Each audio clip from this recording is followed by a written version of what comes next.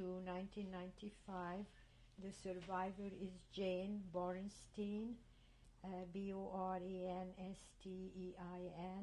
and the interviewer is Marianne Cador, and we are in Bayside, New York.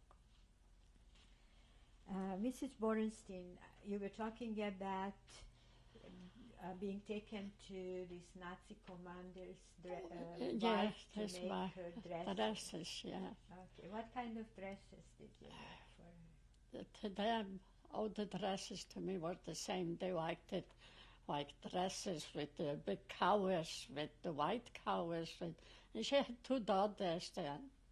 You think I remember what I did? I knew I had to do good. When not, I was in a lot of trouble. Then, or did you make them beautiful? I made them probably good because I'm alive now. Her husband scared me.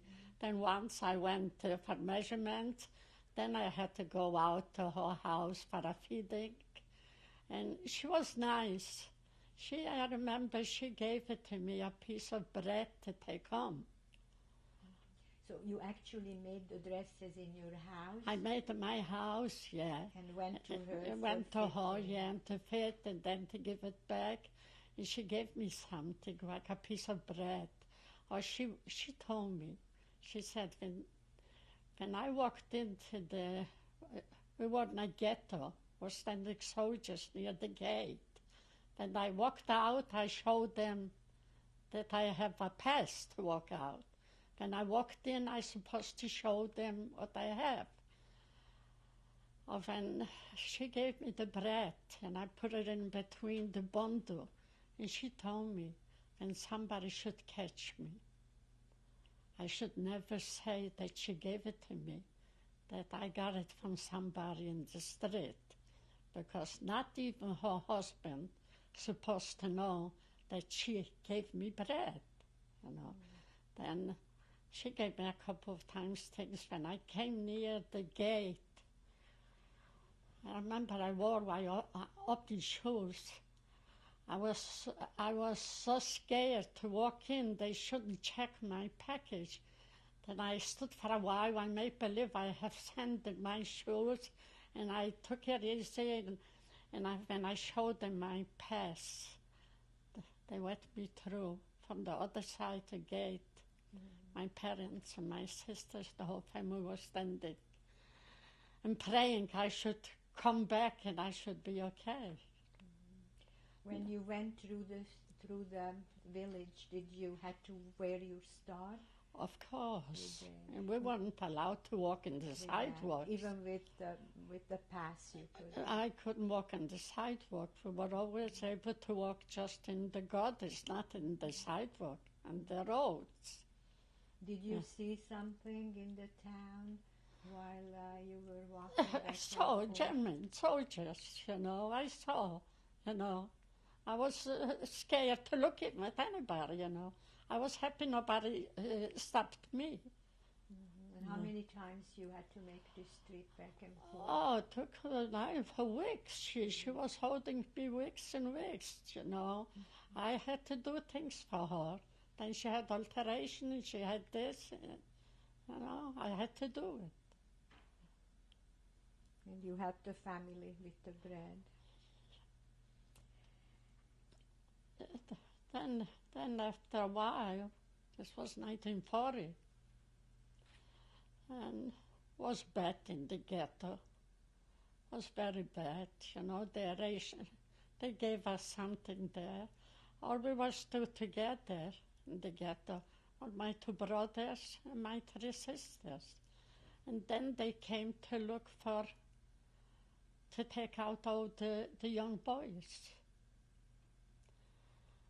And they took away my 2 brothers.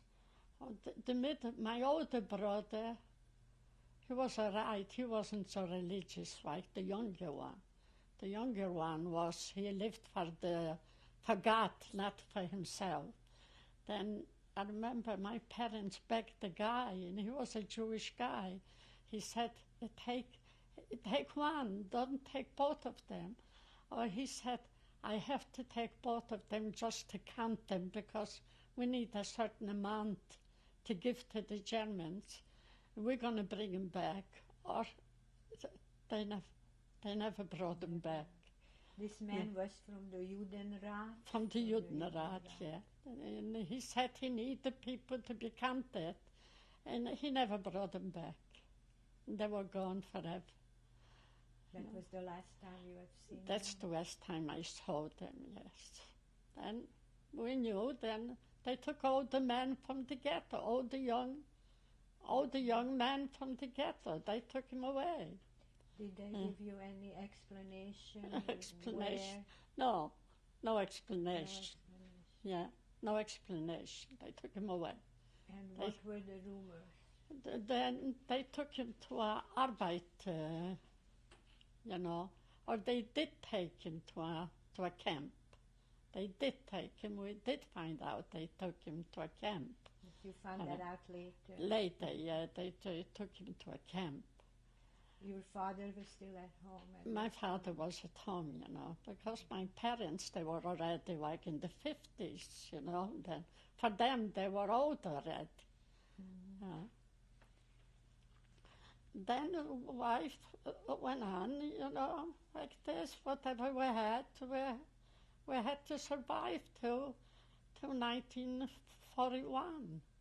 And Did you hear about what's happening outside of Poland with the war? We didn't know too much, We didn't know too much what's going on. Was it rumors, or we didn't know too much what's going on. Were the holidays still observed in the house? Was observed in the house, whatever we had. I remember we had Passover in the ghetto, or I don't remember what we had there. I don't remember because it was very little food there. I don't know how we survived it, or I don't know. But your father tried to conduct? Yeah, tried to conduct the Seder, yeah. We were still singing in everything. You were singing the songs? Yeah, the songs, and asking God why was he doing this to us? And to go out, we were close to the cemetery then. Did your father have any explanation of why? Nobody had explanations, nobody except. We were thinking just how to survive that time, One day at a time. Yeah. So this went on, this kind of almost normal life? Yeah, this went on till 1941. 1941 was again Jewish New Year's Rosh Hashanah. Then they set everybody out from the ghetto, So we had a message that I should remain in the ghetto with my sister because we're dressmakers and he can use us. Or I said no. This was the message from this When we want to remain, we can remain, I said, no, we're going with our parents. My brothers weren't home no more. Then, whatever was Rosh Hashanah, I will never forget.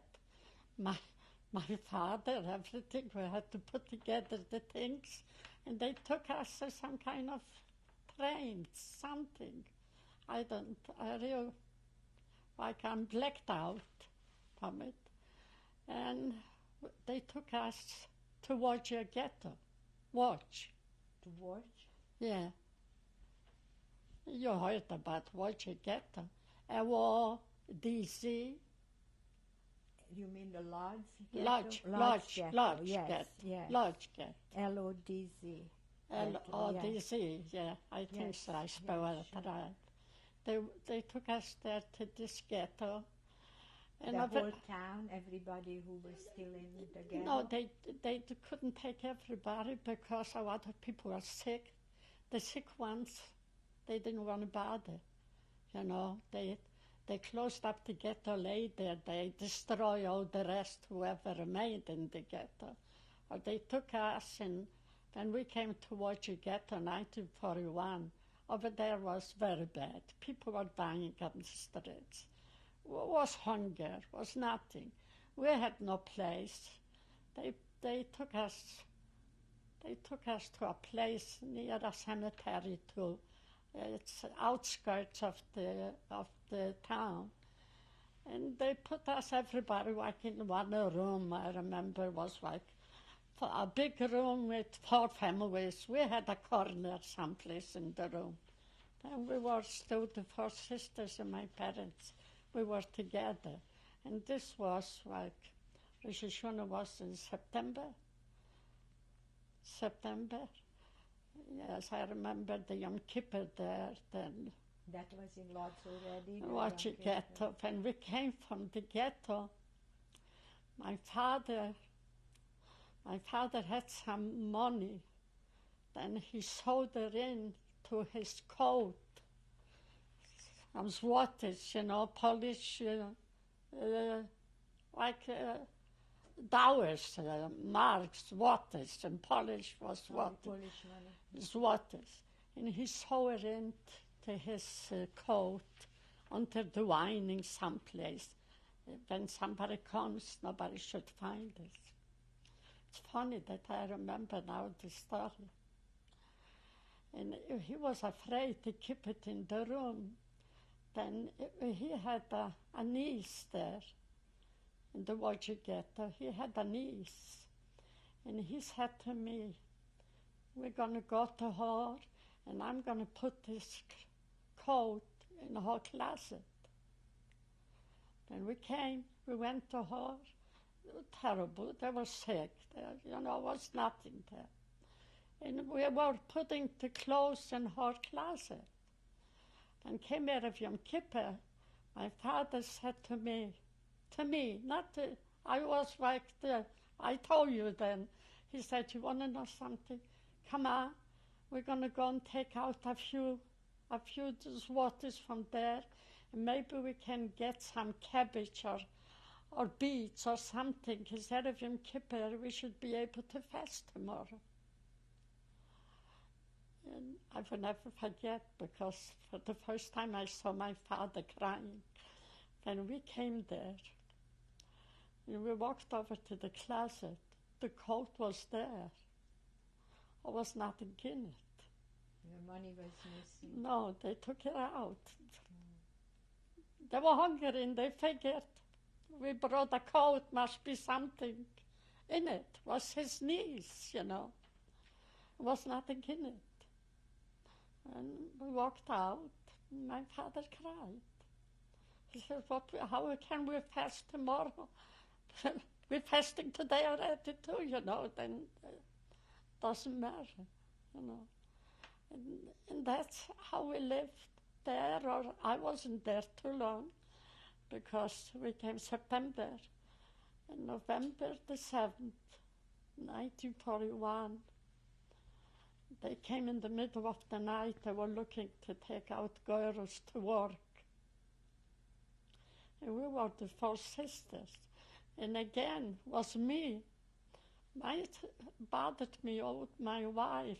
Maybe when my sister would come with me, maybe she would survive too. It's my conscience, my wife. And I said to her, how can you live just my mother and father with the 2 little ones? You stay home, I'm gonna go. And I went out. I said goodbye to them. My mother was crying, my father, and I said to my mother, Ma, don't cry. I'm gonna outlive Hitler. And that's how I walked out forever. And I never seen them no more. I said it and I did it. You kept your promise. Yeah. I don't know how. It's by miracle or I survived. When you said goodbye to them, did you feel that you will never see them again? No. No, no. What were you feeling? I don't know. We didn't know that can be so bad, you know. They took us away in the middle of the night, hundreds of girls. They put us up in a prison there. They were holding us a day or two. I remember when they took us out in the morning to march out someplace else. Then I saw my father and my sister standing on the other side from the gate. Probably they didn't see me because they had shaved our heads. You know, we had no hair, and they wouldn't recognize me, or I saw them, you know. I did see them behind the gate standing and waving. They didn't know to whom they waved, or I did see them, you know. And this was the end of what I never saw my family again. For a minute, I just want to go back to the Lodz ghetto yet. Was your father able to bring a minyan together? Was there real? There were hiding places to bring a minyan, you know. You know, then was no place where to hold. There was someplace, a little barn or something empty, where they should get together. They tried to daven, you know. Yeah, they tried. And I remember was Yom Kippur night after the fast. We were used to fast already because we had no food. Was there near the cemetery was a big field, and Jewish police boys, they were watching because was growing there like radishes and beets, and I walked out to them. They should give me something. And I remember they gave it to me, a couple of radishes and some carrots or something. That was a big party when I came in back to the room, and we had something to eat. You were a brave woman. Very brave. Very brave. And you feel that if your sister would have gone with you, yeah, I feel, she would have had or it happened like this. One side I feel maybe when she would be, my brothers, they went to two brothers together. One brother, he was religious. Everybody was religious in my house.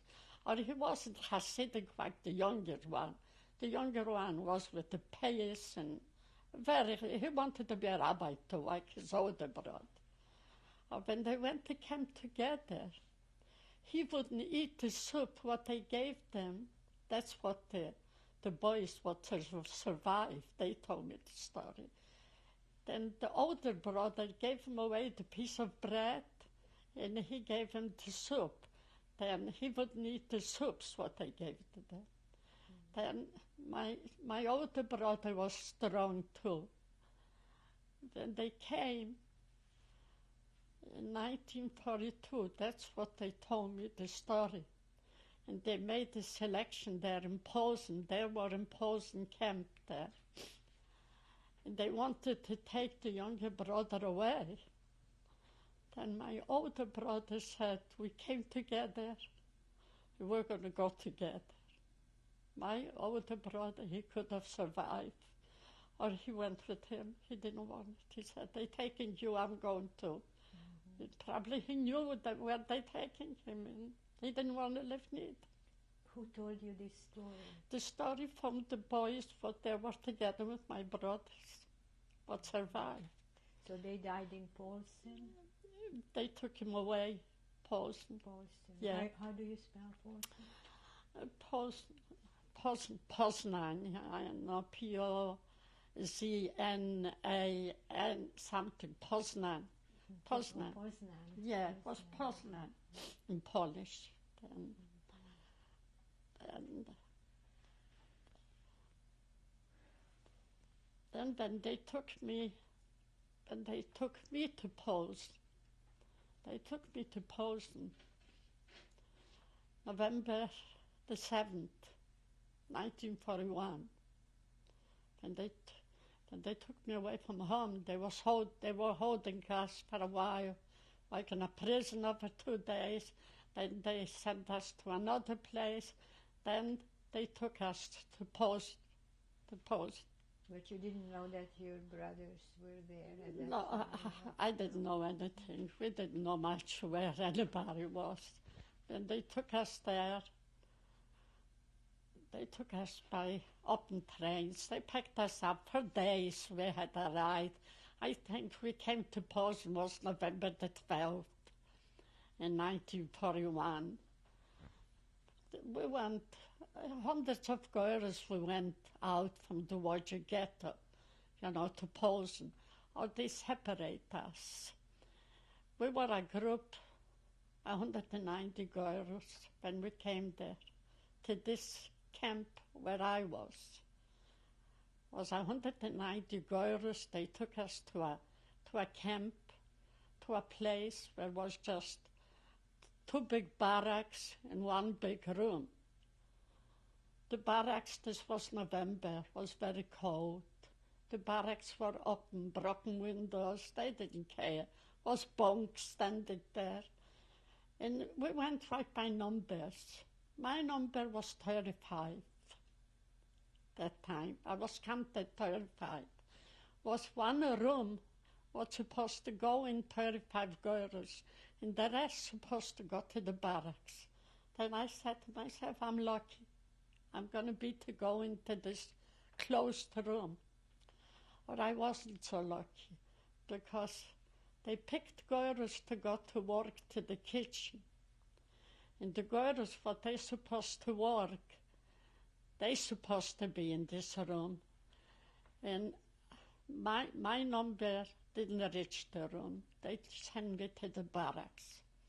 Over there was another angel of death, a woman. Was a husband and wife, they lived there in this place. It was a small place. They have the house, and over there was the barracks, and the 1 room, it was a kitchen, and that's all it was there. They said they need us to go to work there. Is that a Polish woman? No Polish, German. He was the devil from the men in Posen, and she was the devil from our. I wasn't exactly in Posen. I was like 7 kilometers into Posen. It was called Sedan. Sedan, something, Then we were 7 kilometers away from Posen. She was over us, his wife. He was over the men. They were devils. They weren't human beings. It's you can't even imagine that it's possible that a person can be like this. And I was lucky. I spoke German. Then she liked me, because the other ones, she called them Domizig, kind of names, because they didn't understand her. What does that mean? That they stupid. They don't understand what she's saying. In the school, I picked up German, and I spoke German. And when I talked to her, she said, "You're 35. Or I promise you, when somebody's going to go out, you're the next one to go into the room, out from the barracks." Took a long time. I was freezing to death, till somebody walked out. The barracks were like open? Was open, was bunks, was big barracks with broken windows. They didn't care, They didn't care. They didn't fix that up for us because we came. The next day they took us to work, and after a half a day, but work the first day, the German women, what they watched us, they had to bring us back because it was so cold that was impossible. They gave us the shovels with all the things to make the, the goddess, the ditches, all kind of things, the roads, to fix roads, Today we chopped off a piece, tomorrow we came back next day, was frozen again, was very cold there. Then I went to work. or what. Like I said, the sewing helped me. I had a dress, but I took it from home. Then I cut up the dress and made for myself something to put over my head. You know, I made a big hood to cover my head, you know. They gave us the wooden shoes. Then when we walked to work, we had to have something, because when the snow came, we weren't able to walk. We had to chop off the snow. This was the beginning, the end of 1941, you know, was a very bad winter. Then I stayed in this barrack, and it happened, like a miracle happened. In 1942, the woman's brother came from Germany. And he came with a very heavy coat, a fur coat. And he ripped off the top was cloth and the inside was fur. He ripped off a piece of the cloth top. The girl who worked by this woman was a girl from my ghetto. I didn't know her exactly, but she knew me. And she came into me. She said, I told the Lagerfeuer, and we called it the Lagerfeuer, that you're a dressmaker, you can fix this coat. I didn't know what to say. I said, why did you do this? She said, somebody has to fix it, and I picked you. And I walked into this guy. He gave me this coat, you know. They were very tall, the Germans, scary. And I don't know, till now, I can't figure out how I did it, that I made it perfect. I don't know how. I can remember, like my father would do it for me. Somebody did it for me, and I made it. She gave me a needle and thread, and I fixed it up that he couldn't see where he ripped his whole packet.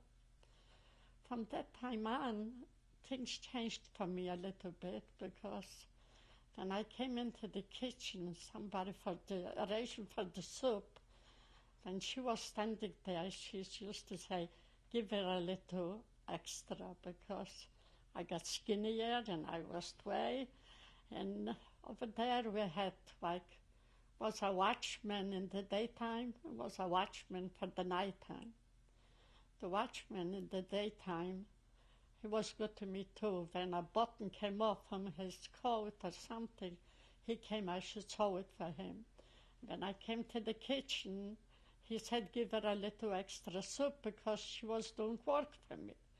And this how I came to myself a little bit back, to my strength. Or I went to work every day. One day, she fired somebody from the kitchen, a girl. And I was next to go into this room, and I went out from the barrack, and I went to the room, and this was good already, because in the room was bunks, and was a couple of bunk beds, and I got a bunk bed of them. This was something, you know. Luxury. This was a luxury. I had a bunk bed. I went out from the barrack. That was then, in this room was the girls, but they were like the big shots. They were in, what can I say? They took care of all of us, you know. They didn't go to work, and they were in the camp, you know. Will you stop now for a minute?